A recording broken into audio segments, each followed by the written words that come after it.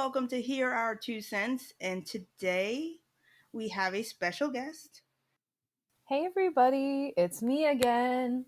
Hi, I am Hannah, and I am so happy that I'm on another episode. Thanks for inviting me. We're gonna have some Of, fun, right? of course, always. And of course, you know, the one, the OG, the one and only Cammy. Hi everyone, how's it going? And today we are going to be discussing the hidden gems, our top five hidden gems in animation.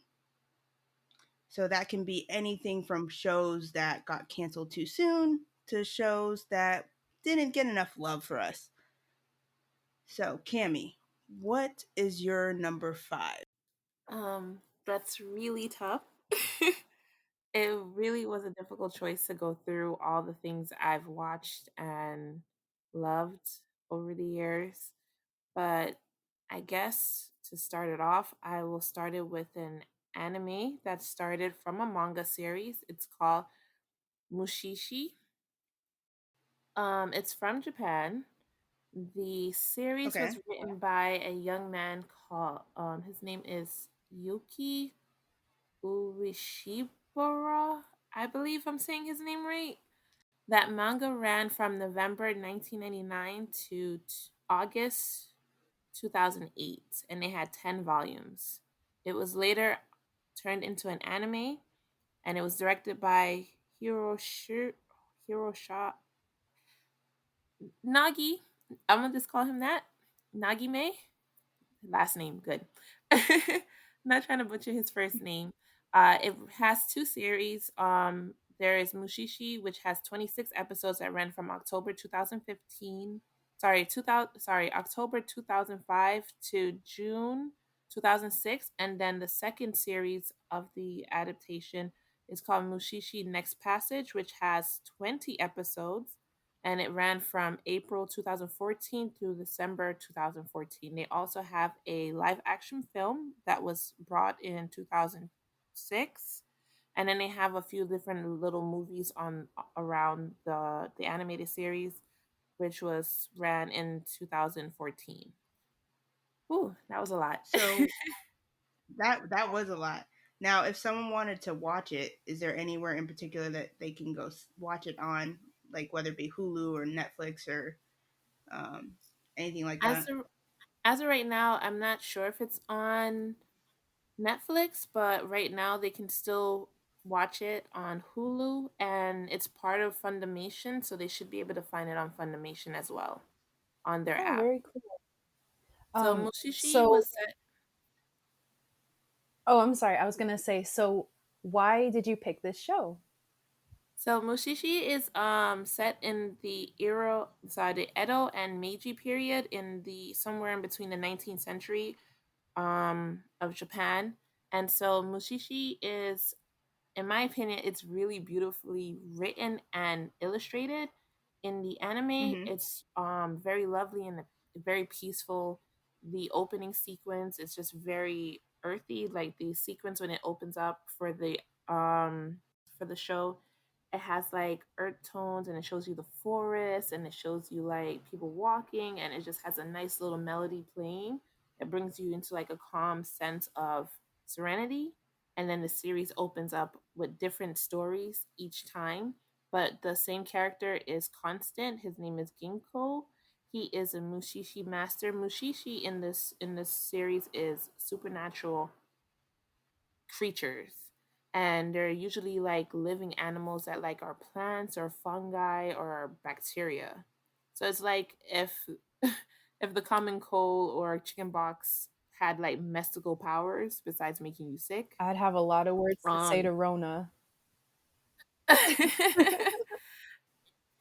If it had mystical powers to do certain things, then it would be classified as a mushishi. Is usually found in the ground, in water, in the air. It can be found anywhere around you. There are certain ones that people legit go after and look for to use for medicinal purposes. For instance, Mm-hmm. each episode brings you into a different realization about just plants and wildlife in general and makes you wonder like, could this actually exist around me? So there's an episode where this young man goes into the forest and looks for a mushishi that could actually make you see again. And somehow or Oh. another, he brings it to his daughter and he somehow inserts it into her eye. And she wakes up and she can see. She's no longer blind.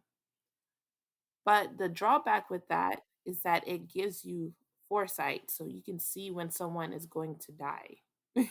Wait, And what? you can tell people's fortunes. Nah, that's crazy. Yeah. So she legit could see when someone's about to die, how they're going to die, or some other foreseen future for them. And it's not like she can just pick and choose what she sees. It's just a legit vision. It happens whenever it just happens. So she can meet you and it happens. She can not see you and it happens. And so that, of I course, don't feel people, like that's a fair huh? I don't feel like that's a fair trade-off. Yeah, but she didn't ask for the ability. Her father went out and got it for her because he wanted her to be able to see into the world as a young woman. Her mother passed away and she's on her own, so he wants her to be able to navigate the world. On the other hand, he thought she was strong enough to deal with the drawbacks of being able to see through this fungus. And so sooner than later, Ginkgo comes into play. He realizes what's happening and he helps free her from the torture part of being able to see through this fungus. So he pretty much draws it out of her eye and she's blind for the rest of the series by herself. Like she's happier this way. Wow. She doesn't want to see if it has to come from that. Huh. Okay. So each episode gives you something else to think about in life and makes you feel grateful about certain situations, regardless of how it plays out in your own life. It makes you think and it makes you wonder, like, could this be possible? So Hannah, what do you have to follow that? Well, mine isn't as out there as this one, I would say, but the first show that I have on my little list is a little show called Stoked. It is a series that came out in 2009 and it ran till 2013. It aired Cartoon on Network. Cartoon Network. Yes. And it ran for 2 seasons. Unfortunately, it was canceled. This is going to be a trend in my list. Almost everything got canceled in mine. Anyways, it's a Canadian cartoon. Right now, you can view it on YouTube for purchase. So yeah, the show was created by a duo of Jennifer Perch. I think I'm saying that right, and Tom McGill's. These names might sound familiar because these two creators also developed two other shows that were pretty popular. One is called 16, and then the other one is the Total Drama series. Stoked, I feel, was the least popular or the lesser known of the three. Yeah, I agree with you. Stoke was pretty cool. They didn't get the fair shot. Yeah. It was really cool. It was really fun. Okay, so the reason why this is on my list is because it has a very cool and unique art style. It was very funny and silly, which I enjoyed. For those of you who haven't watched this show, I have a little brief synopsis straight off of IMDb. Stoked follows the lives of 6 teenage hotel employees who work at the Surfers Paradise Ridgemount Resort. So this aired around the time I myself was in high school. So obviously I related to the characters in a more personal sense if you want to think of it that way. But also this show resonates with me strongly because I'm a born and raised Floridian and I'm no stranger to the tourist traps and the cheesy resorts and attractions that they kind of play with on this show.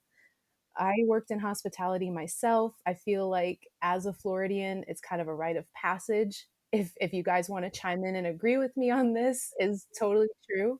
I think we all worked in the But yeah, hospitality field. it's either that or you worked for the mouse somehow, some way, Yes, whether it be in exactly. the parks or in their stores. So yeah, my experience in hospitality was kind of unique to say the least. That's a different story, but I do appreciate that the show itself has these little moments or episodes where things go hilariously wrong because I myself experienced things like that, and it is very accurate to working at a hotel. Not every day is the same. These group of kids are all very unique and different. They all have their own personalities, and they all get into their own little shenanigans. They help each other out, they grow closer, and what more can you ask for? I love shows like that. I love Canadian things. So yeah, that's my first hidden gem. Nice. For my number 5 on my hidden gems list. Now, some people might be like, why is this a hidden gem? Like, it's out there, it's known. But for me, it's The Proud Family. The Proud Family, if you don't know, was a show that was on Disney Channel and it ran from September 2001 to August 2005. It had 2 seasons and 52 episodes in total. And it also had a movie that kind of ended the series. This show is about Penny Proud as she navigates basically her life as a teenager. So she's trying to balance work, social life, home life with the family, that sort of thing. And the reason, and by the way, you can watch this on Disney Plus. So if you have Disney Plus, watch it. It is a good show.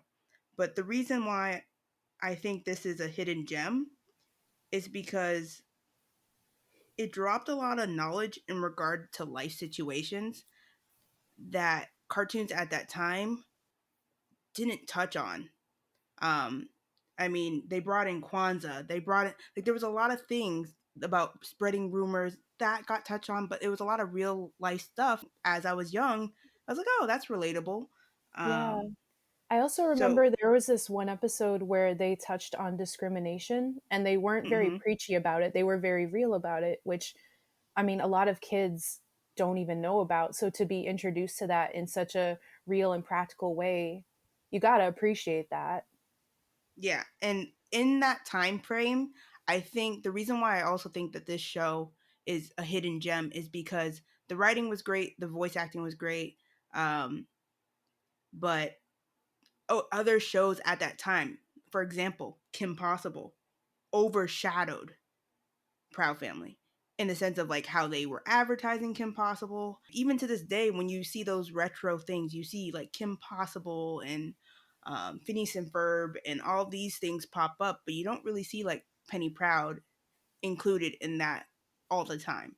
Yeah, you're And right. I think I think this show would have been great to expand upon. Like they could have easily done it because this is Penny Proud as a middle schooler. They easily could have done Penny Proud into high school and continued the series, but it kind of just stopped. And I don't know whether that was because they think the views weren't great, but it was a really good show that at the first time had a lot of black voice actors in it. Orlando Brown, you know him on That's So Raven, and then I know he went kind of crazy after that, but he was on that show. Well, Kyla, Raven herself made a cameo in one yeah, episode. Kyla Pratt. She like it's like you can't. I mean, it was a cool show. So I think it just doesn't get the same attention as some of the shows that went on during its time, and that's why it's my hidden gem. Good choice. Thank you. Nice. Hmm. So Kami, darling, what do you have for your Sounds next like you one? sounds like you call me Tommy. From a She Kami needs one of accident. those like Cruella Deville type Come on, Kami, cigarettes. ha! So what do you have for your next one? My number four would be a French American animated TV series based on an Italian comic book series with the same name. This show was called Witch, and it was an acronym WTH. Sorry, I spelled that wrong. Oh my god. You spelled it W wrong. I. Yeah, I spelled it wrong.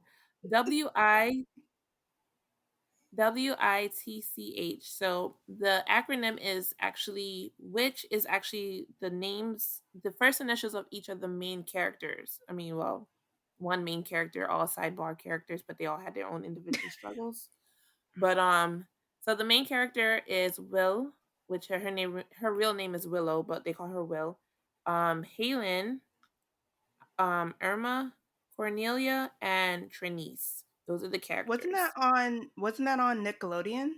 No. Or So no.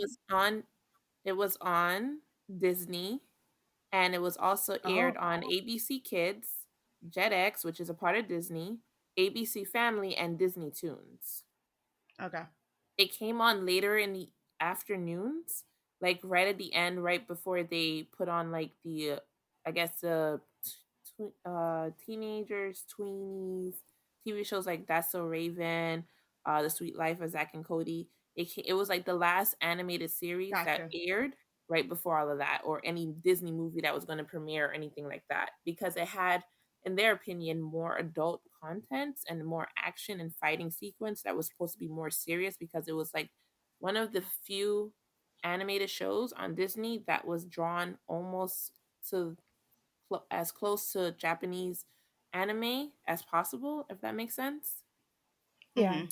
So it had a lot of magic and things like that, but it actually, for some reason, within the same time frame of it airing on Disney, they switched it over to Jetix or Toon Disney. So they changed it over there because Jetix was supposed to be for the more serious animation watchers. So they had like all those other shows that had to do with magic and fighting and things like that. So they put that on there really fast and filled their spot on the main channel with something else. Okay, so they had two seasons, 52 episodes. The show aired on December 18, 2004 to 2006. So the premise of the show is that there is a character named Willow. She's in the human realm along with her best friends, and they're everyday high school students. As she gets older, she realizes that she can move things and she has special abilities, and so does her friends. Her friends actually have the abilities of the elements: water, fire, earth, and air. Willow is pretty much the light and energy. That's her ability. She has more of the light and energy that feeds herself along with her friends. They transform with the pendant that she was given to her by her mother, that is called the Heart of Akbar or something like that. I could be butchering the name of it, but she comes from another realm, and where she actually comes from, her brother is evil and he took over the kingdom. And in taking over the kingdom, he tried to kill his sister. His name is Ferbos, and one of the guardians transport her to Earth so she can have a normal life and grow there until her powers mature. And then they will send someone from the Resilience or the Rebellion to come get her and teach her about her heritage, and the other guardians that was sent to Earth as well. Halen's grandmother is actually one of the original guardians and have been watching over the girls without them knowing it. And so once their powers matured, she actually took them in and start teaching them about their powers, along with one of the characters who came from Meridian, which is the other world. It's like a parallel Earth, to come get Mhm. them and help try to find the jewel so he can use the jewel to fight Ferbos and Cedric, which are the two bad guys. And so at the end of the day, Willow finds out that she's the princess, her brother's evil, her parents are kind of lost or somewhere in translation trans somewhere in the world, but In she's not sure limbo. if they're dead or they're alive or they're stoned, and she's trying to find her way throughout the world. So they're also high school students, have to go to school, Sailor Moon style, but also go into another dimension via portals to go fight off the evil and release the people in them who are being captured and turned into slaves, and restore the world as a whole and bring about peace for Meridian. So while juggling schoolwork, afternoon chores, and keeping a secret that you can turn into a witch where you have wings and you can fly, and you have to go to another dimension to save the world and to prevent evil spilling over into your world. I mean, like, witch has it all. from from love stories to power struggles within yourself and people being manipulated. It's a really good series. I was sad that it just disappeared. That's how Disney works sometimes. They give Yep. you Yeah. something hot and heavy, and then they just poof, like it never existed at all. So And I think a true. lot of it probably has to do with like merchandise selling too. A lot of the shows, it wasn't the fact that the fans didn't want to see it. It's just the fact that the toys didn't sell as well as they thought. So they're like, oh, if the toys aren't selling, then that means we don't like this show. And it's like, no, you guys had a good following. It's just people weren't buying the merch. Or they couldn't get a contract to get that merch. Mm. So, Hannah, it is your time for your next one. So, what do you have for us for the fourth one on your list? Okay, so my second series originated in 2014. It aired on Cartoon Network and it is called Over the Garden Wall. Oh, I love that show. Yes. So it's actually the first miniseries that aired on Cartoon Network. It ran for one season because it's a miniseries of 10 episodes. It's an American cartoon. Right now, you can find it on Hulu. It was created by Patrick McHale. So the synopsis goes like this: two brothers find themselves lost in a mysterious land and try to find their way home. A couple series that I find similar to this show would be Adventure Time and Gravity Falls. And the reason why I mention Adventure Time specifically is because Patrick McHale, the creator, also co created Adventure Time. Fun fact. So, the reason why I like this show so much is because it's very dark, mysterious, and creepy, which I just absolutely love. If you can creep me out, I'm all in. Um, it kind of reminds me of these old school children books vibe, kind of similar to the Brothers Grimm stories, but it's a completely original concept.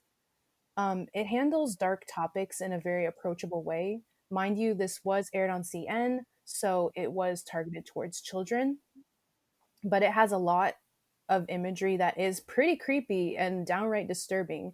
But I think that kids can watch it and not get too traumatized. After all, like us millennials, like we grew up on Courage, the Cowardly Dog, and things like that. So we're fine. um, it also had a very awesome voice cast. So just dropping some names here. We got Elijah Wood, Christopher Lloyd was in this. We got John Cleese and even Tim Curry, the man. It's very reminiscent also of Tim Burton animated films, like the stop motion animation films, and even Coraline. Very, very creepy, targeted towards kids. They have these very dark, twisted vibe. So, yeah. Um, Another fun fact is that this show came a very long way. Development began in 2004. And let me just repeat the fact that this aired in 2014, so nearly a decade later. And it went through so many changes. It's crazy. Like you can go do this research, but so many different changes happen, and like I would be here forever naming them all, and I'm not going to do that. So yeah, one more thing I do want to mention is that the character design is really neat. We have different characters that appear to have lived through different um, eras of life, if that makes sense. So we've got some characters that have this Victorian era vibe. Um, there's one that has the Regency era. I'm not sure if I said that correctly. Um, we have these like very 1920s vibes in the show itself, which is really neat. And then the actual length of the show is pretty satisfying. Like I said, it's 10 episodes. I feel like they paced it out pretty well. And by the time that you're finished with it, everything is pretty much resolved. So you're not left with all these unanswered questions, which a lot of shows end up doing, especially if they get canceled. This one didn't, but you know what I mean. We've all been there with that. So yeah, that is my second show. Yeah, that was really good. Like Elijah Wood is my husband. Tim Curry will always be my husband. I Tim love them so Curry. much. Yes, He that is the voice. best character actor of all time. I'm sorry. I don't care who want to come fight me. Come find me on Twitter. Come fight I'll me. fight them too. I got you. We'll double team. That's my dude Also, right it was there. reminiscent. I don't know if you've ever watched. I assume you have watched it, but Infinity Train also gives me like Over the Garden Yes. Wall vibes too. I wanted to mention that, but I didn't actually go and watch the series just yet. So I didn't want to speak as if I knew. Well, they have 2 seasons, so I got you. But yeah, Over the Garden Wall definitely is a good one. Very good one. I love that series so much. I was so sad. Yeah, it's so unique. I love it so much, and it's so dark, but it's just you can't stop watching it. Oh yeah, it was so good. What about you, Allie? What you got? What you got, girl? My number 4 is going to be Jackie Chan Adventures. Um, Yes, yeah, Are we this is all on Disney now right this now? Because I show. feel like we all got something from Disney. pretty much. This show was aired on Kids WB, and it started being aired September 9th, 2000. It has a total of 5 seasons. Now, for those who are not familiar with the show, this show is about Jackie Chan, who's an archaeologist and a martial artist that lives in San Francisco. He fights crime and he hunts down magical artifacts. Now, come on. You got magical artifacts and you got Jackie Chan. How can you not see this show? And a lot of since Jackie Chan was the executive producer of this show, a lot of it was inspired by his life. For example, the uncle that always goes, Jackie, look at the show and you'll understand the reference. But the uncle is actually inspired by his real life father. So I thought that was really, really cool. And he does, and the character Jackie Chan is trying to find these magical artifacts with his uncle and with his niece Jade. I love Jade. She was a great like sidekick partner, wherever you want to call her. In the sense, she was a great number 2 to Jackie. Um, and I think the show it doesn't get as much um, publicity out of it. A fun fact though for it is the voice actor of Jackie Chan is not Jackie Chan himself. It's James C. So I thought that was What? crazy because this whole time I Excuse thought me? Jackie Chan, yeah, I thought Jackie Chan voiced Jackie Chan the character, but he does not. They It's played James us C. all. Mm-hmm. Wow. I feel some type of way. I feel like I was bamboozled as a child. I think so. Although he was in the intro for like 2 seconds before they And He switched the it is to in a the outro. cartoon. intro. Yeah, he's in the intro and he does an outro where he talks about lessons. And if you guys are interested in the show, you can find it on Amazon and it's also on Crackle. And but the Crackle only shows the second season. So, um, but he was in the outro. I mean, I'm sorry. And that was one thing that was kind of cool because if you notice at the end of each episode, he goes through and talks about a life lesson, and it's not preachy. It's just like, hey, this is a lesson for the day. And I think he did a really, really great job with giving out this knowledge without sounding too preachy, and the show was so entertaining. One reason why I think this show is a hidden gem because each season the characters are working towards a goal. It's not like each episode is a different episode and nothing matches. It's like when you watch the show, everything leads up to the end goal by the end of that season. Then the next season, it's a different end goal. For example, season 1, they were all about collecting the 12 talisman. Um, and that's all they were doing in season 1. But then season 2 is something completely different. This show focused a lot on how to do problem solving, respect, and nonviolence. And that's speaking from a show that had great fight scenes, but they did the fight scenes with a purpose. It wasn't just a gory mess kind of deal. And I think I love the fact that it incorporated the Chinese mythology in the show, and it made it interesting. There's times where like the uncle, he's very very well versed in Chinese mythology, but then when he be questioned with something that's more in Japanese mythology, he would stumble, and that's something that's practical. Like if I'm an expert in this field, how would I know another field if I never studied that? So it was cool seeing that and how they incorporated two different mythologies into one show. Cammy, what do you have for your number 4? Are we on number 4? I I'm mean getting 3. I'm confused. sorry. You're 3. So what do you have, Cammy, for your number 3? I'm losing track of them. Okay. No, you're fine. I was just like, how many have we talked about? Okay. So, my number 3 would be an animated series called Filmore. It's an American animated television series created by Scott M. Gripley. Grip. sorry, Grimp, for ABC, and then it later aired on Toon Disney, or aka Jetix. Um, Filmore was created based on a police drama spinoff, but for children.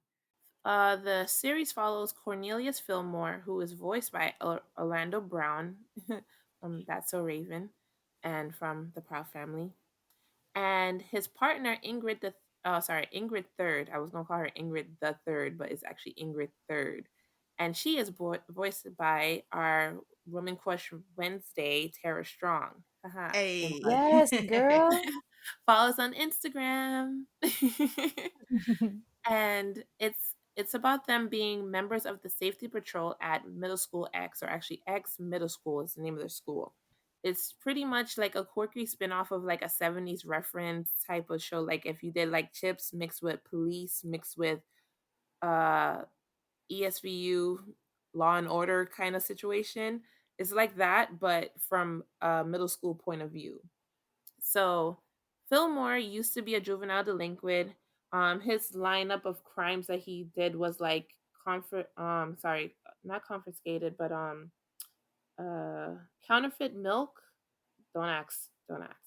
Um, and talking back to the teachers, which lands him in detention often. And so the middle school patrol officer, the chief, his name is Wayne, kind of gave him an ultimatum, like, look, dude, clean up your act, come work for me, or spend the rest of your years in middle school in detention.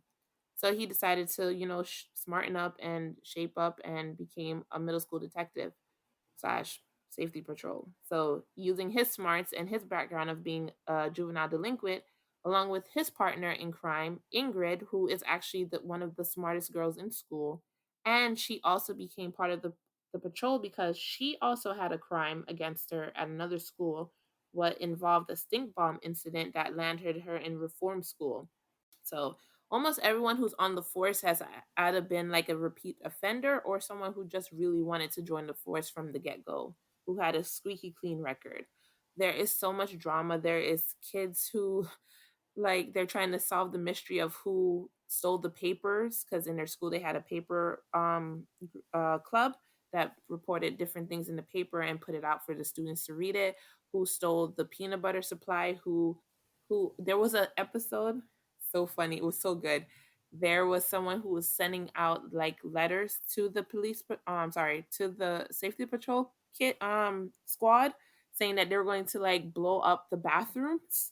So what they did was take a cherry bomb and blew up something just as a test to say, like, if you don't catch me, I'm definitely gonna do something worse. And so he kept sending out like little notes, like how they used to cut out in the magazine the letters and stick them to paper.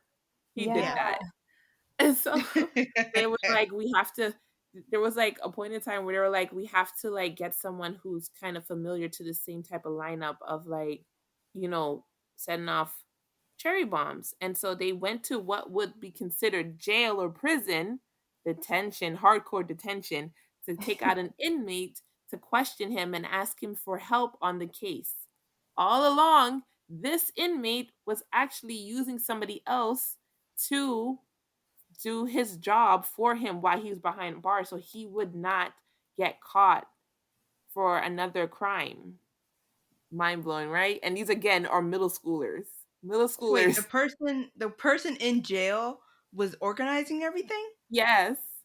But he wanted an early release, so he was setting up somebody else and telling them exactly how to do it and what to do.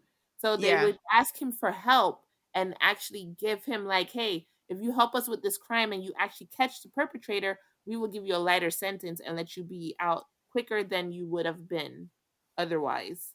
So it was really fun, and I'm like, I was really sad when I found out like a lot of people did never seen nor watched this show because it was made for Disney, but it was on regular television for the Saturday lineup. And then later on, it moved over, and they only had 2 seasons. It was 26 episode. You should be able to find it on Disney Plus. I'm not sure, but definitely on YouTube. There are certain people who have it on YouTube that you can watch it. That's the only other place Yeah. I've actually found it was on YouTube. You know what I find similar to the series that you have been suggesting so far, Cammy? These Hmm. are series that I kind of missed out on, where when I was growing up, I knew about these series, but either it was the fact that I didn't have cable at the time, or maybe I just missed out on that demographic range that it was currently trying to please. But these are shows that I definitely do want to go back and watch because I feel like I would appreciate them even to this day. So I appreciate your list so far. Everybody's You're list is welcome. great so far. I don't think I mentioned, but it aired between September 2002 to January 2004. Oh, also, one more thing that I thought was funny. I saw this, it was part of a meme, but apparently there was one episode where he was roasting this girl and then he talked about how her chicken is dry and it made me die. I think you might know which one I'm talking about, Cammy, but that's the only thing I know about that show was that scene where he goes off on this one girl. Yeah, because she was a bully, and he was bully. I think I don't remember if she was a bully or she was a mean girl, but she was like really hard to like tag down. Because there's like different things that happen in the show, which is really funny. That's why I love how they play it off from like adult content for children. They dumb it down for children's perspective. Like in Matlock, they would have a chili cook off, right? And then someone's chili would be poison for the person who's making it. So they kill that person off with their chili, with their own chili, because they have allergic reaction to something that someone else put in there. Oh, And wow. then for the sequence in Filmore, they would have like a craft fair, and someone would destroy everyone's craft except for one person to pin it on them to say that they're the ones who destroyed everyone's craft. And so they can be put in detention so they have no chance of winning again for another year. All along, it was the other person that did it and framed them for it. And you had to figure it out. Hmm. So it's just crazy. I love that show. I will always recommend it.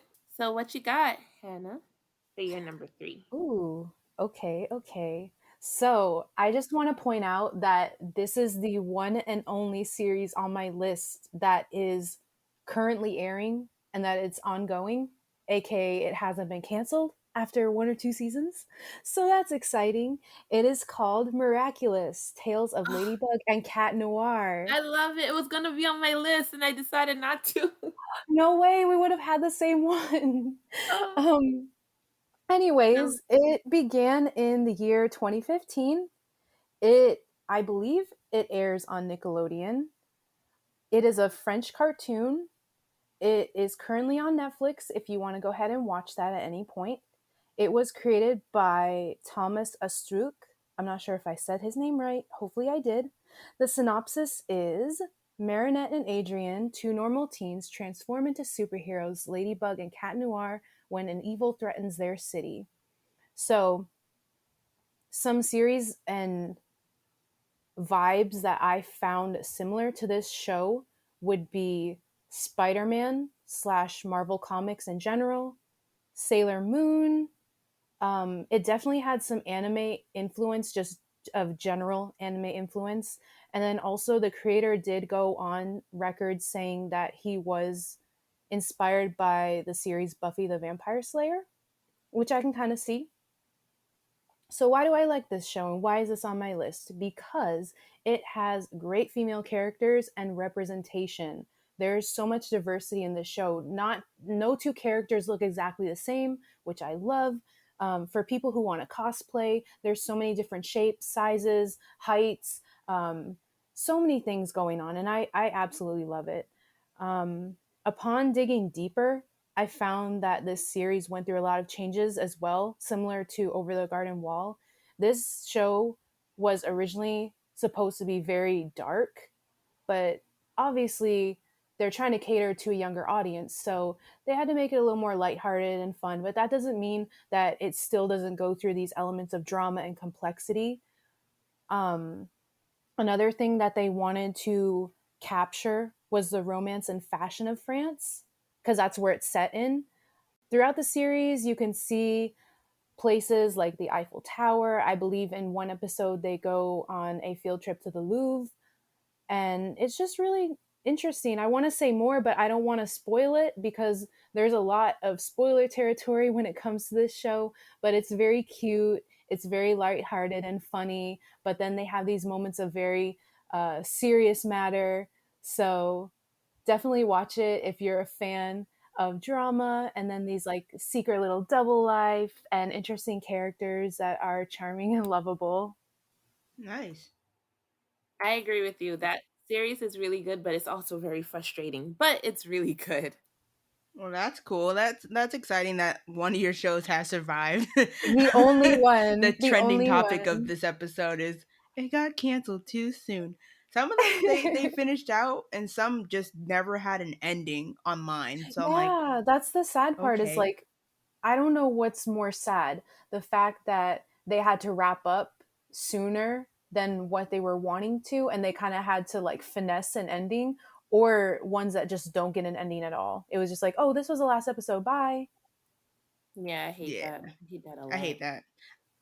It's just like Hmm. all that investment, all that time, and you're just gonna leave me on 3 episodes. Like I You think left that's me on also what red. happened. Yeah, you left me on red. I think that also happened with the Proud family. Is it was the same thing. Like they Yeah, ended their series 3 episodes that they needed to actually finish out that season, and then the movie. From what I remember the movie briefly, but I don't remember it like that. It's been a couple years, guys. Okay. But the movie supposedly wrapped up the show, and now going through and like watching old episodes of Proud Family, found out that they're bringing a new Proud Family um, with the same cast, the original cast, and that's coming in 2020 or 2020. I mean, I'm sorry, 2021 or 2022 or something like that on Disney Plus. I'm So I so guess excited. I don't know whether that's going to be a continuation or if they're going to just be like, "Oh, Penny is now in college." I don't know how you can have Caleb be like talking like she's a Well, I think teenager. she's supposed to be in high school because even the babies, they look like toddlers at this point. Ah, okay, okay. Yeah. I mean, that was just concept art. I don't know if I they went wonder through with if that. Tara will be still doing the voices of the babies because she was the Might as original voice well. actor. Yeah. So if they're keeping the original cast, I'm sure she's gonna be there. She got that range. She can play little boys, little girls. She even played the dog. Yeah. So she's got this. She got this. She can play all of them if she needed to. Pretty True much. day. Sugar Mama was always my favorite though. Oh Yeah, Sugar yes. Mom is The not in this series. clapbacks that woman had, I was like, She was so oh. mean to her son though. All right, guys. So we all know it's been discussed that I love superheroes. Last part of this list, all dealing with superheroes. I'm So ready. Let's do this. my number 3 is the spectacular Spider-Man. Oh Um, boy. you know which one I'm talking about. Yep. Okay, so this one is focusing on Peter Parker as he's a high schooler, and it follows his time learning how to balance his powers and his responsibilities as Spider-Man, but also his day-to-day life as a teenager in high school. Right. This show ran from March 8th, 2008 to March 18th, 2009 on the Kids WB network for 2 seasons. You can watch it now on YouTube and Amazon. You got to buy it, but it is there. And the reason I think that this show, because Camille's like, girl, I love the 90s animated series. That one, great. But that focused on Peter as he was in college. This one, when it's talking about Peter and his life as a teenager, I think it had a lot more potential. It wasn't given time. So for me, I think it deserves to be on my hidden gems list because I love the fact that a lot of the storylines in this show followed the arc of Peter Parker and Spider-Man when he's in high school. It followed the arc in the comics with this show, so I like it for that. Um, I think it just got canceled because Disney at that time acquired Marvel, right? And Sony basically owned the film rights while Disney gained the rights to television to Spider-Man. So Sony just never wanted to continue the series, which I get from their point of view. And due to the issue with Sony not wanting to continue, Disney ended up making a new animated series that I'm sure a lot of people know called The Ultimate Spider Man. And then they forgot all about this one. So I feel like this one could have done better if it was giving more time. It just kind of got just cut because of business, which I understand, but I'm still like, if you guys would have just kept this going, it could have actually been a really, really good one. And it was good. Like, I appreciate it for what it was. I remember watching it in the mornings and afternoons and stuff like that. And I love Spider Man, so don't hate me. That was pretty good. And yeah, I agree with you. If it had more time, maybe I would favor it in some cases. But That's her being nice, guys. That's her being like, I'm trying to see where your point of view is, but I'm just not agreeing. But I'm gonna say the polite version of, I see what direction you're going and where you're trying to. But yeah, I think it needed more time to flush out. It was entertaining. The animation style was very, very different than the Spider-Mans before it and even after it. Like, Peter Parker's head was like really big. That's what I remember from it. He It was was a just to me. chibi. Yeah, it was that chibi kind of style, but he had a more elongated body. But like, yeah. Um, so for me, that's kind of a series. I think it just needed more time, and it would have been really, really good because they were following the comics. Not, I'm not gonna say exactly, but they were doing a pretty good job of following some storylines that involved when Peter Parker was a teenager. So Wow. did you watch? Sorry. Did you watch the Spider-Man version when they were like 3D? what? Which one is? I've seen There's so many that I'm There trying to is a figure out. Spider-Man that came out and it only lasts like for one season, and they were like 3D. They were like 3D Spider-Man, but I can't remember what it was called. And he had a black girlfriend, but she was a thief. And like Whoa. everybody had a shape, like everybody was full figured in this series. And it was just really, I feel like it was more on the urban side Spider-Man. I just don't remember what it was called, but it was definitely 3D. This was like the Spider-Man that killed someone, but he killed someone by Oh, accident. what? See, I Did know you- when we get off the air here, I'm gonna look it up and be like, oh yeah. But right now, I'm drawing a blank. Oh man, that Um, was my other favorite one because Spider if Man. you, I You just said it don't was remember what Spider it was Man. called. I don't think it was Spider-Man Unlimited. That was another one, but I forgot what the name of this one was. But he was like 3D. I'm gonna look this up real Was quick. it was it Spider Man with the girlfriend or a side character had a girlfriend? Because No, I think there was one maybe that it was like Harry. Maybe Harry Harry had had the like, black I think, a girlfriend. black girlfriend. I think it was Harry that had the black girlfriend, and she was a thief. Yeah, and I'm drawing a blank. I remember that, but I'm drawing a blank of what series it is.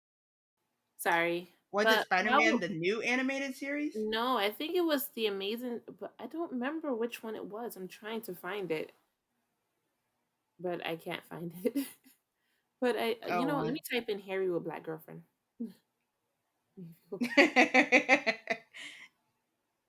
that's what I've been trying to type in too. But it could be, I could be wrong, and it could not be Harry. But I'm pretty sure there was one where Harry had a black girlfriend. I can't find it. Wait a minute. I'm looking this up right now. Why does this animation look like Ruby? This is weird looking. You found it because it's I like think 3D. It so. looks weird. Literally, when I type this in, it says Spider Man, the new animated series, 2003. Is that the one? Oh, let me look it up. Hold on. Like, Let it's me just type it. literally called that, the new animated That's series. the one I thought, was it that one? You said it's Spider Man the animated series or the No, new it's anime? it's called the new animated series. Yes, it's that series. It's that one where Mary Jane has a short haircut and she has a choker on her neck and she's like midriff central. She has like midriff all day, Ooh, and like okay. her pants is like right like on her waist. Like Oh, okay. if she bent Yeah. This over, you'll straight up probably looks like see everything Ruby. kind of. Now I see it. All right. Thank you guys for That's sticking Ruby. around while we figure that out. You know, it was gonna bug us until we did. Yep. Yeah, that's the one from 2003. It was one season. I keep seeing series. Jeez Louise. Oh, One Neil Patrick season. Harris was Spider Man. Man, that one was very urban. oriented, and I'm gonna tell you, Spider-Man killed someone, but it was by accident. And I was just like, Huh. Quote wow. unquote. It made me cry. And that's literally like one of the last episodes. Yeah, it lasted for one season, so honorable mention. I Oh. guess. Next, what do you got, Cammy? My next, I was gonna say episode. I guess we're not on number two. So my number two is an anime called XXX Holic. I'm so glad I did not put that on my list. How dare you even think about putting it on your list? Why are we trying to avoid having the same one? That just means we got good taste. So this series started off as a manga from Clamp, and we all know from the 90s, Clamp was really like the it for mangas and animation at one point in time. The series ran the manga ran from 2013 to 2016, and they also worked on a prequel called XX Holic Re. From there, they started the animated anime version, which ran from April 2006 to January 2008. They had 37 episodes and 4 OVAs. And from there, they also had a live action adaptation as well. The series follows um, Hiro Watanuki, which everyone calls him Watanuki. He can see spirits and other assorted supernatural creatures, which is quite bothersome to him, and his ability to dislike them make it stronger that he can see it. The ability is actually in his blood. He has no family. He's by himself. He has no mother, no father, no uncles, no aunts. You don't see family around him. He lives on his own. He is a high schooler, and we follow his journey as the struggles that he goes through with seeing these spirits. Some of them don't bother him. Other ones weigh on him, like legit, like a backpack on your back, weight. Like they will all just climb up on top of him and try to suffocate him. But nobody in the real world can see what's holding him down. You'll like see him walking, and then all of a sudden he's crawling on the floor because they're legit they're standing on his back, and they're trying Huh. to like consume him. And there's some of them that legit want to attack and kill him, even though he didn't do anything. They just smell his blood and they come after him. Um, At school, he has a love interest. Her name is Horihime. Later on, you find out that all the bad luck that befalls him is because of her. She draws bad luck to others, and that's why So she really is a basically, a yeah black cat. yeah. Basically, he's causing more distress to himself by being around her, even though he's in love with her. He's causing more spirits to be attracted to him because of her bad luck energy. And it's just the way she was born. It's not her fault. She didn't do anything to cause this energy to surround her. But anyone who gets close to her always befalls some type of tragedy. They always get hurt or anything like that. And then there's another character called Domaki, who's actually a the son of a priest, and he works at a shrine and lives at the shrine. And you find out that Domaki is actually he can kind of sense and see spirits because he's supposed to cast them out and things and destroy them. So he hangs around Watanuki even though he doesn't want him around. He keeps telling him throughout the series, "Get away from me," but actually he is one of the reasons why he kind of stays alive, especially being around Horihime, who actually brings all negative things to her that can also cause him to die, which in one episode he kind of figures it out later on because the main character, her name is Yoko, who is also the dimensional witch. This series plays on with another series that was very, very popular, which was called Toshiba, which followed Toshiba Chronicles, which followed four other characters in a world that they're going through the world to Shonro, if I'm pronouncing his name wrong, and Sakura, which you would know them from Cardcaptor Sakura, but this version of them is an older version, and they live in a different dimension and different world. Sakura lost her feathers, which was all her memories, and they were scattered throughout the dimension and other planets and universes. and Shanron and other characters are band together with her to try to get her memories back. The dimensional witch, which is Yoko, part of XX Holic, is they cross over into each other's series. So they're both from Clamp. And because of that, they kind of, I feel like Toshiba, even though I didn't really watch it that much, took most of the light and energy from XX Holic that could have been made the series bigger and made the series have more longevity. Because of, in my opinion, Toshiba, it kind of made this series kind of get slept on and no one really watched it or paid attention to it.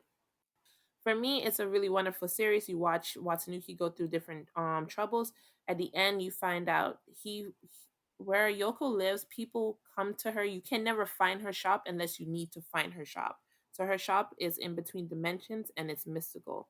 Unless you have some reason to be there, you will never walk up on her shop. So you would have to be looking for someone to help you figure out something that's going on in your life, either take away some bad energy, help you fulfill a wish, help you transcend to another plane of existence, things like that. Everyone comes to the shop for a reason, and for every reaction, there is, for everything that you get from her, there is an equivalent exchange like Full Metal Alchemist. For her to grant your wish, you have to give her something of equal value. Sometimes she'll just ask for the coin in your pocket or the ring off your finger or something more severe like all your hair. So it depends on what it is that you need her to help you with, depending on what your payment will be.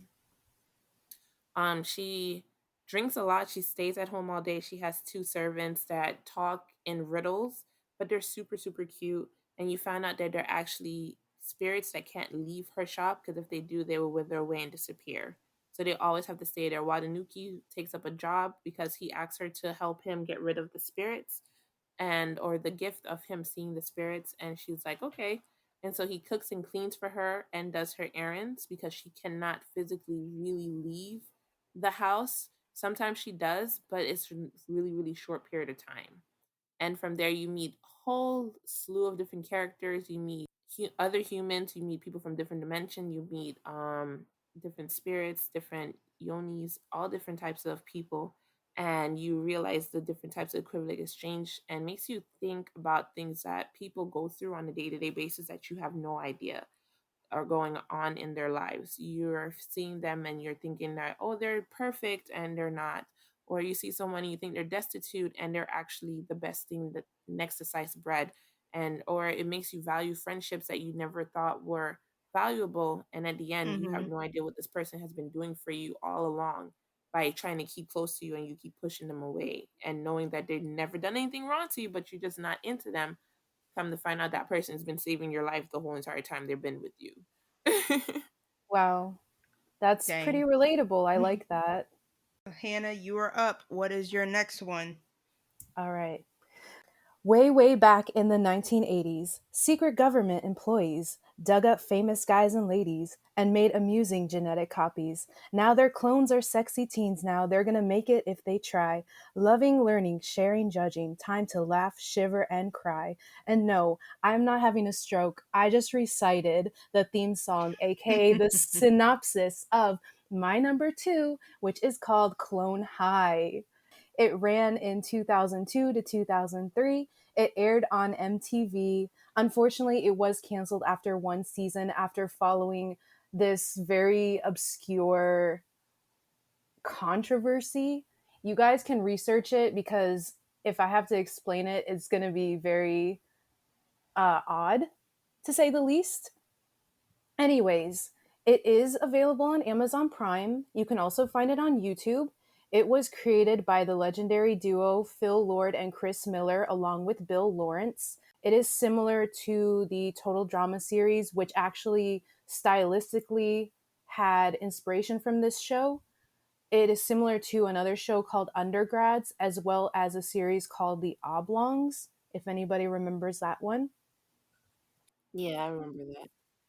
Yes, and speaking of the legendary duo Lord and Miller, they have moved on to do projects such as Cloudy with a Chance of Meatballs, the movies, 21 Jump Street, the new one that is, and the Lego movie. So they've seen a lot of success, and their humor is very unique and distinct.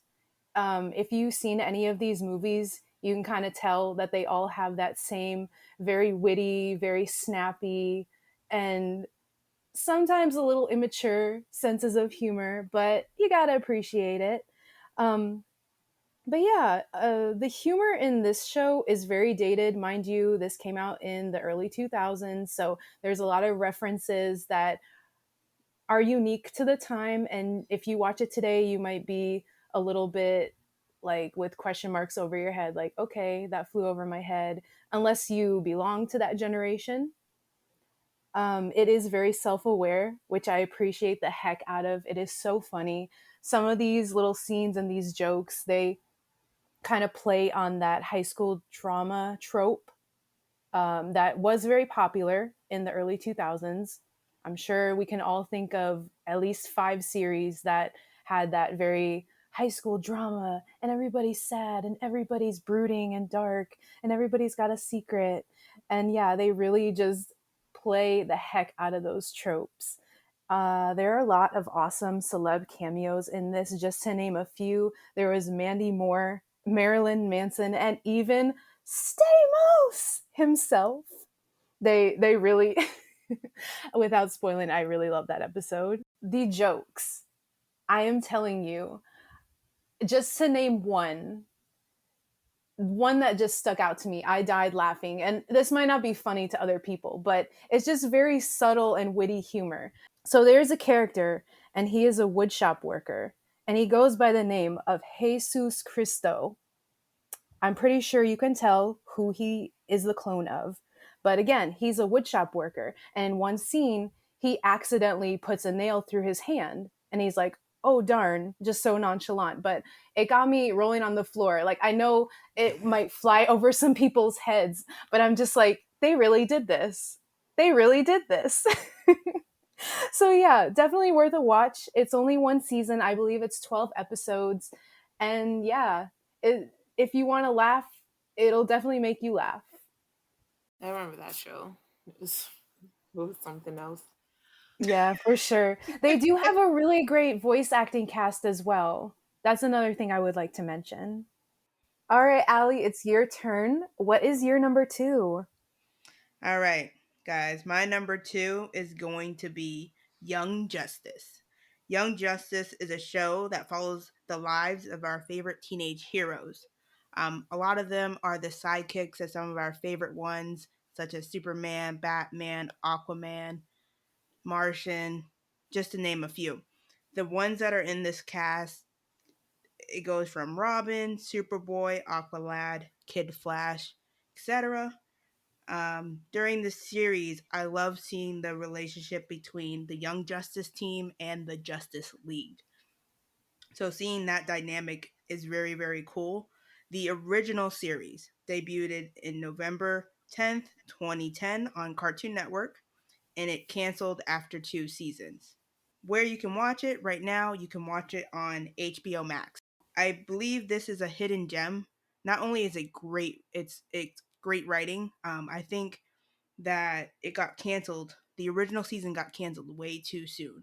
It only had 2 seasons. They did bring it back. There is a third season, and you can see that on HBO. And there's in the works of making a season 4. So the people have spoken. Everyone's very vocal about it. How the show should have got more time, and it just took a bit. But it is on there. So if you guys are interested in seeing it, I definitely say check it out on HBO Max. Um, I love that people in the animated Justice League, a lot of people love that series and they kind of overlook this Young Justice series. And I think that's why it deserves to be a hidden gem because it didn't get as much love and support from Cartoon Network and all them in comparison to Justice League and Teen Titans. Teen Titans were teenage heroes as well, and the love and support that they got with their multiple seasons in comparison to Young Justice, who only got 2. So, have any of you watched it? I actually haven't, but I really do enjoy the animation style. That's one thing that stood out to me. again, it was one of those series that kind of flew over me at the time that it aired. Although I'm pretty sure if I went and watched it, I would enjoy the heck out of it because I Like right love now, I'm Teen rewatching Titans. it, and I love it. Yeah, yeah. I should definitely try it out. I should try out all the series that you guys mentioned because they sound great, to be honest. And I'm not just saying that. What about you, Cammy? I watched Young Justice, but I was just really annoyed with some of the characters. I really wanted to hurt them. But especially Superman's clone. Yeah, Superboy. Really, that's not a boy. But that Woo! was his. That was the name they gave him. I know I mean He looked like a man, but you thought that about it, he like really okay. wasn't a boy. When you look at the characters, like you look at Superboy and then you look at Robin, you're like, okay, I believe Robin's a teenager. Superboy literally looks like a grown man out of college in comparison. Yes, he was a linebacker. I mean, like, look at his daddy. But I'm just saying, like, that Yeah. was not a boy. um, but my number one, you guys have heard me mention it before on previous podcast episodes, but I'm gonna mention it again because I need everyone to understand how much I love this series. And it was short lived, and I believe that someone should pick it back up and complete it correctly. Find out if this dude is still around and ask him how he wants to end his series with them collecting everything and wrapping it up. Because I feel like I was duped as a child, okay? And I'm always feel that way until someone picks it back up and do it correctly. Don't pick it up and do crap, okay? I need you to do it correctly. So, if you haven't guessed yet, I'm speaking about the series from Hanna-Barbera Production, created by David Keschner, The Pirates of Dark Water. It was aired on February 25th, 1991 through May 23rd, 1993. It had a wonderful list of voice actors, including Tim Curry. Yes. It had two seasons, 21 episodes. This aired as a child watching it. I saw it on public television for a Saturday morning lineup, and then I saw it again on Cartoon Network and on Boomerang. As of right now, I don't know if it's still in uh, a part of the Boomerang lineup because it's been so many years. But you could probably find it on YouTube, and if it is on Boomerang, probably on Boomerang, the app or the Cartoon Network app. I'm not sure if they still have it on syndication. This story, the premise of it is the alien world of Myr is being devoured by an evil substance known as dark water. Only Ren, which is a young prince, can stop it by finding the 13 treasures of Rule. His loyal crew of misfits that help him on this journey is an echomancer, Tula, a monkey bird. Yes, he sounds exactly what he is. He's a monkey with wings. Like from I The Um, Wizard remember of this Oz. discussion. yes, but he doesn't have bat wings. He has like bird wings. Named Nibbler, and a treasure-hungry pirate named Oz. Sorry, Oz. The evil pirate Bloth is trying to also capture the same treasures, but he wants to use the power for evil. Um, Prince Ren has a compass given to him by his father, who was a just and noble and great ruler, that points to the direction of all the treasures. All the treasures, just like Dragon Balls, are scattered across this water planet. It's pretty much more water than Earth. There's tons of tiny islands and terrible currents and very dangerous areas within the water that you shouldn't go that has different types of monsters. They have some prehistoric alien looking monsters in different areas.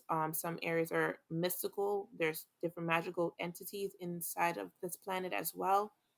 The dark water, they're not really sure where it's coming from, but there's a part in one of the episodes that it shows it like the earth underneath the sea cracked and the dark water oozed out from like the center of the earth.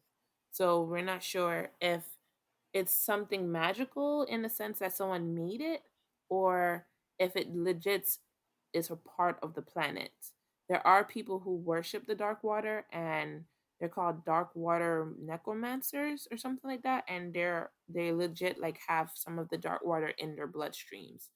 But that's another part of the series. So Prince Ren encounters Bloth on his journey while he's trying to go through these dangerous areas, and some of them are not so dangerous, but nevertheless, most of them are dangerous. And he encounters different friends who become allies, and some people who he thought were friends become foes. And Bloth hunts him down like to the ends of the earth, trying to catch him and the compass, trying to kill him and his friends, and trying to get these treasures for himself. The treasures have magical powers. The treasures can be used to combat and destroy the dark water that is ravishing the planet. It's destroying everything. It's eating and killing everything until there's nothing left. That's what its purpose is, to destroy the planet. Like toxins and oil and other things that are destroying our world here in our world. In this world, they have something just called dark water. That's the only quote unquote pollution in their world and evil besides people. His team Besides people. his team goes through different trials and tribulation. You learn about the characters' backgrounds and their core beliefs. You learn about loyalty and perseverance with them. You see the characters' developments from them being very cold-hearted to opening up to being caring to not just caring about treasure but be caring about other people as well as their emotions. Tula, she's an echomancer, so she can talk to plants and animals, and she can feel. She's also an empath. She can feel your emotions and feel out how to deal with certain people. And with her powers, which also kind of drains her energy, she has to use it lightly, or she can like pass out and be in a coma for a couple of days. Or it can kill her if she uses it too much too fast. So yeah, it's a really wonderful series. I recommend it to anyone who wants to watch an old school adventure series. I'm just sad that they didn't actually really give it a total end, because the last episode they did collect some of the jewels, and it shows in his home at Ren's palace. There's a light tower where he can put the jewels in it, and it shines a bright light that recovers half of the island that his home is on. And so it shows you that once he has all the jewels, you can already foresee that he'll put them all in the lighthouse and bring prosperity and peace and calmness back to his home, plus the rest of the planet and the seas itself. As long as he can continue to grab them, he can push back the dark water and then destroy it altogether. But we never actually get to that point because the series was canceled. The show did premiere on Fox Kids in the early 90s, and then it went to ABC Family, and then, like I said, it went on Cartoon Network. So, what about you, Hannah? What's your number one, girly? You know what's funny? As you're describing your number one, there are a lot of similarities to my number one and yours. Whereas it was very short lived, it was canceled too soon, didn't get a resolution. It also aired on Cartoon Network for a little bit, and there were a lot of moments of seriousness, sometimes a little bit scary, but also very sweet and funny moments as well. This is one of my all-time favorite shows, and it is called Symbionic Oh Titan. my god!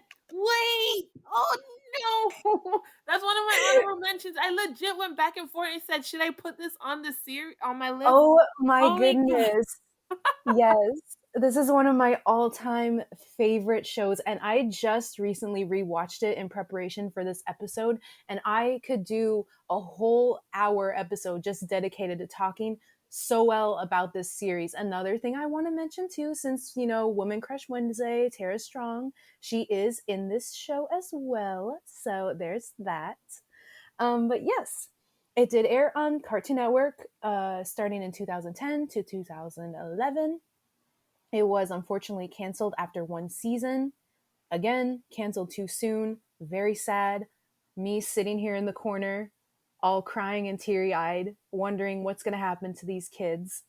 It is an American cartoon. After digging deeper into this, I realized that it is just available for viewing on iTunes. It was on Netflix back in 2019, but it's no longer on Netflix, sadly. This show was created by Gendy Tartakovsky, Brian Andrews, and Paul Rudish. Just to give you an idea, Gendy Tartakovsky is one of my many artistic idols. I look up to this guy so hardcore. He also created Samurai Jack, Dexter's Lab. He directed the Hotel Transylvania movies, and he also came out with this new series that I have yet to see. It is called Primal, and it's on Adult Swim. But I look up to this man so hardcore. His art style is very unique. It is one of a kind. I myself am very inspired by it.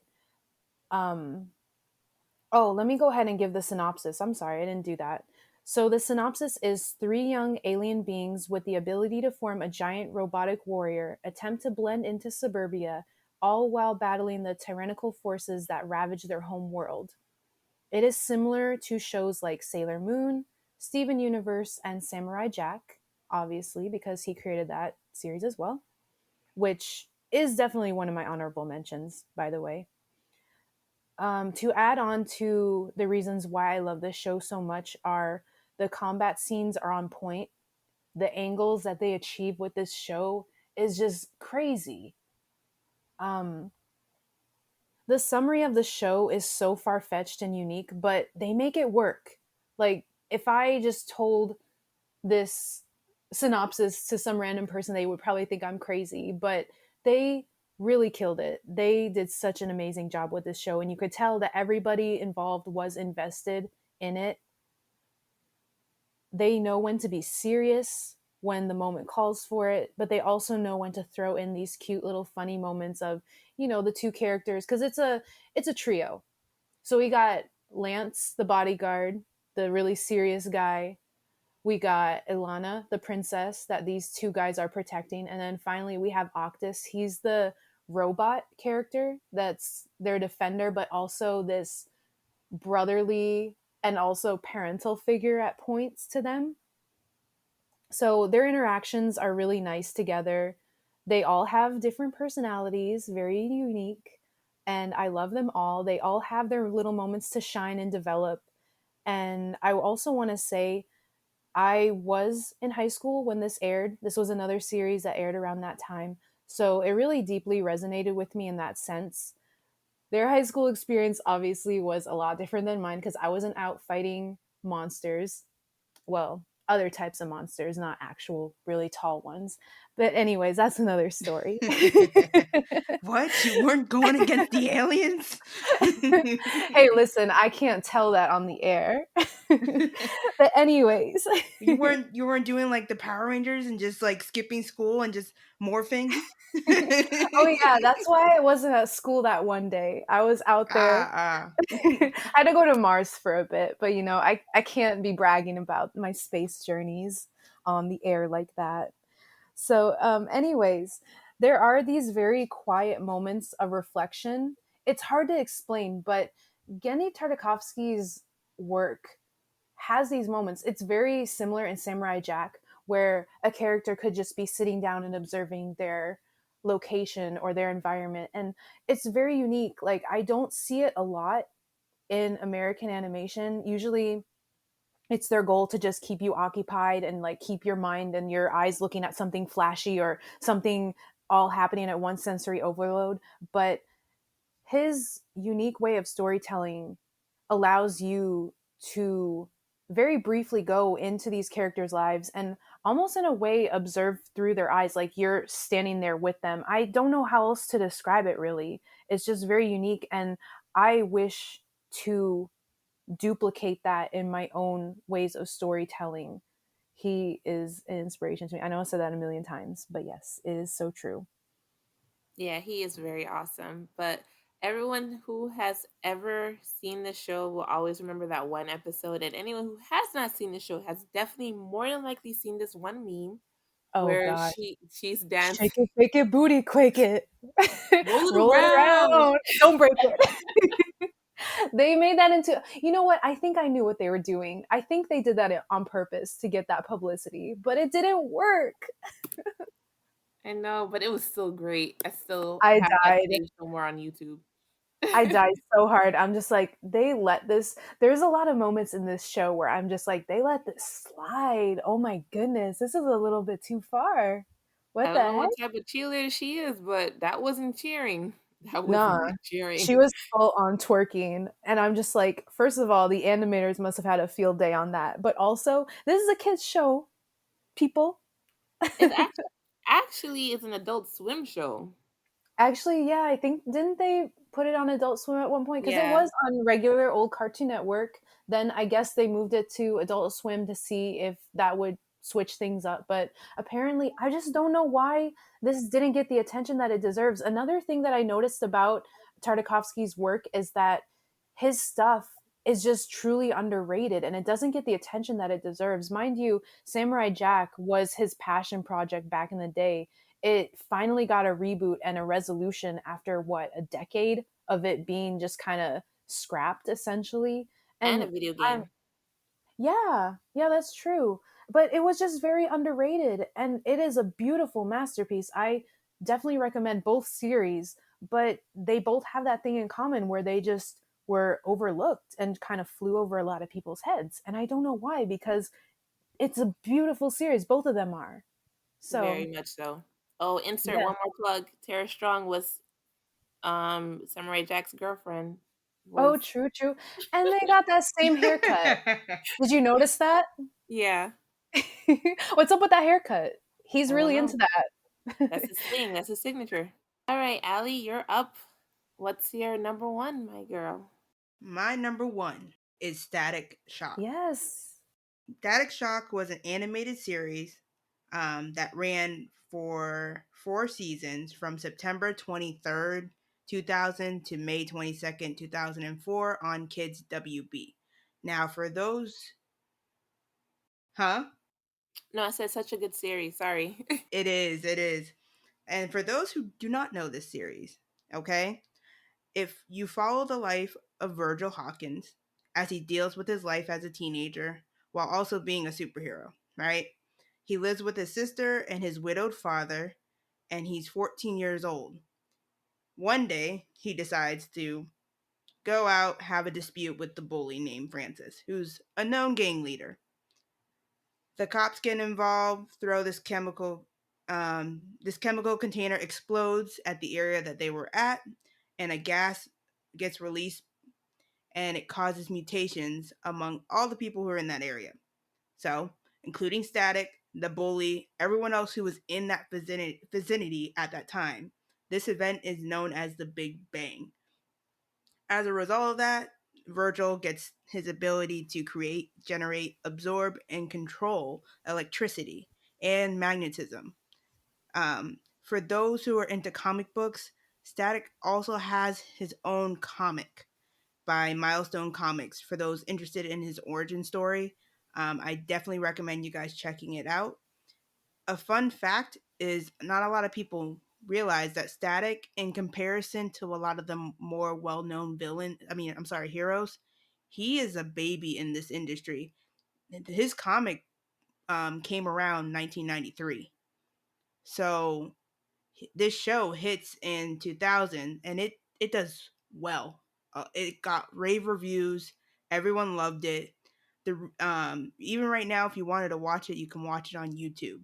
The reason why this show for me is considered a hidden gem: excellent writing, right?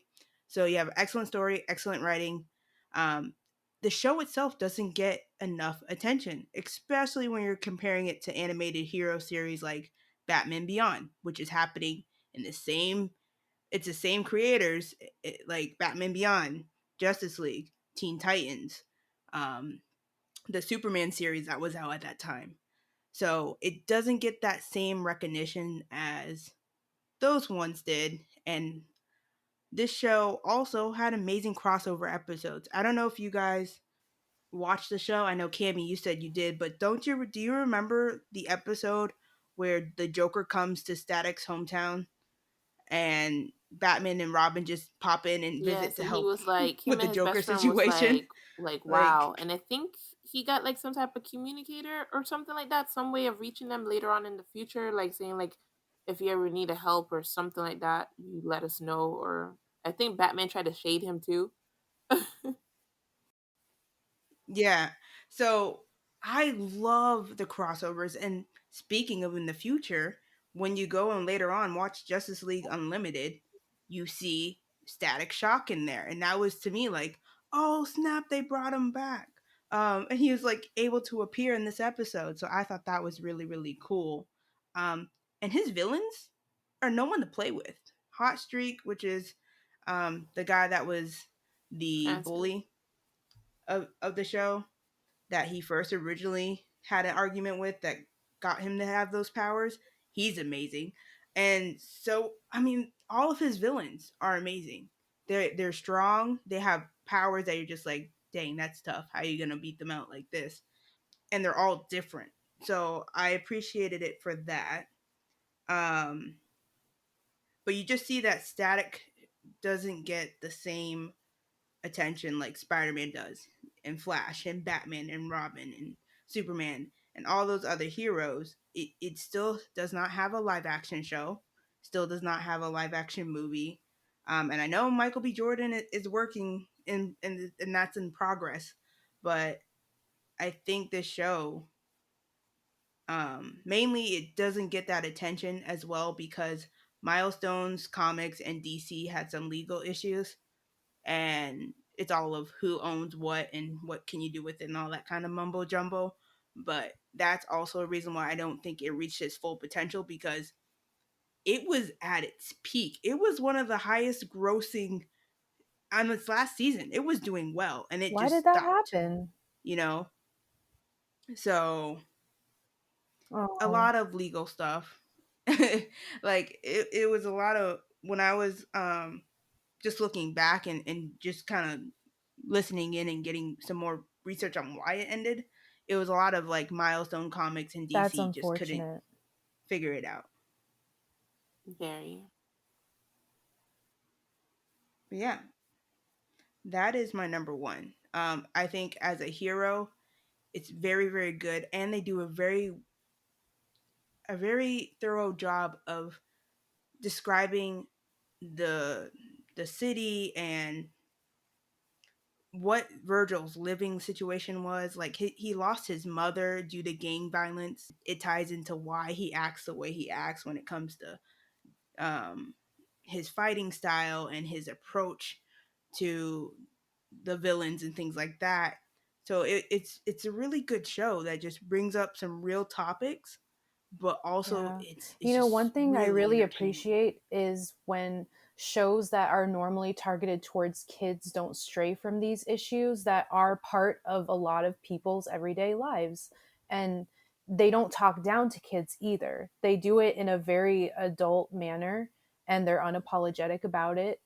And they just go ahead and shine light because some kids are truly unaware. Like, even in the Proud Family or the other series that we've been talking about in this episode, some kids grew up completely unaware. So for them to gain that understanding is really great because if we understand other Mm-hmm. people's points of view, we can all come together a little bit easier.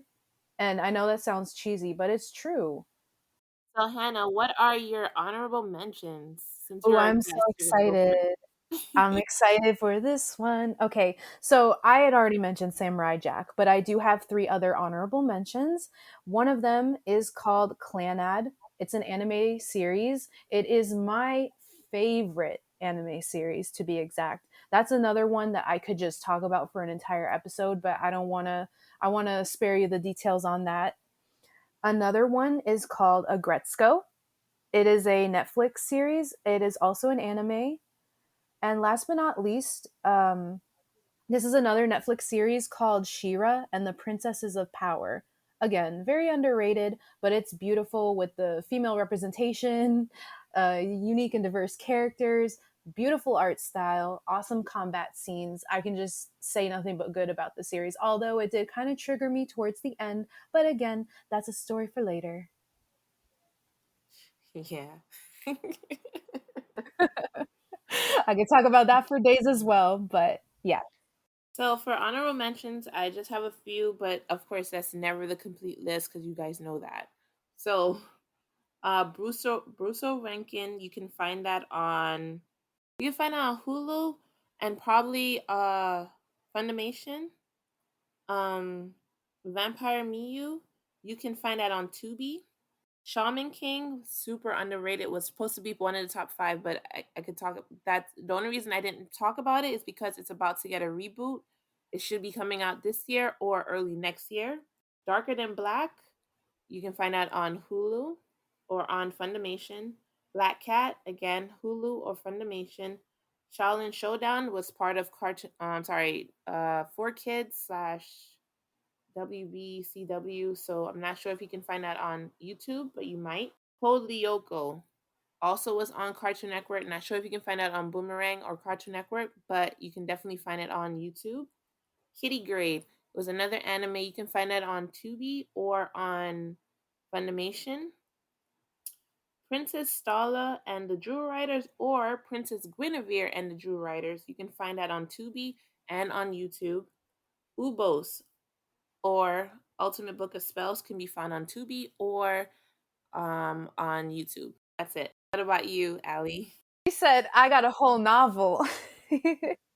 So for my honorable mentions, it's going to be super short. The first one is American Dragon. I know we mentioned that earlier. My second one is My Life as a Teenage Robot. That was on Nickelodeon. That was a good one. Very underrated, yes. And Chalk That's Zone. my show. I don't know if a lot of you remember it. Very, very creative what they did.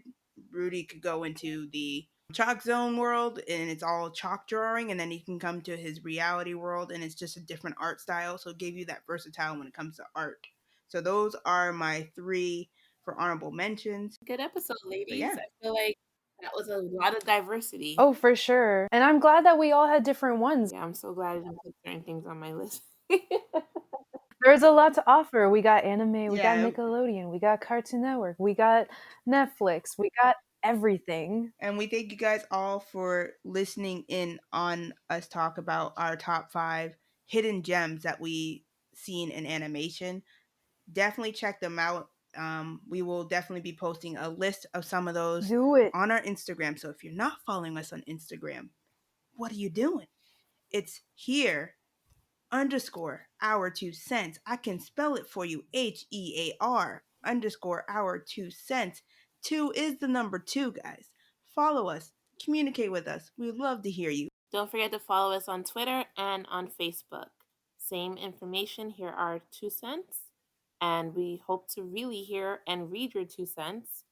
That is all for today. Hannah, put in your plug again. All right, guys. So you can follow me on Instagram at Hannah underscore Hoke underscore. It is spelled HANNAH underscore HOCH, another underscore. I am a multimedia artist and I am an aspiring graphic novelist. So I also do commissions as well. So hit me up for all of your art needs. I got you. And with that being said, have a great day or a great night. Take care of yourself. Stay healthy. And watch these amazing shows that we suggested.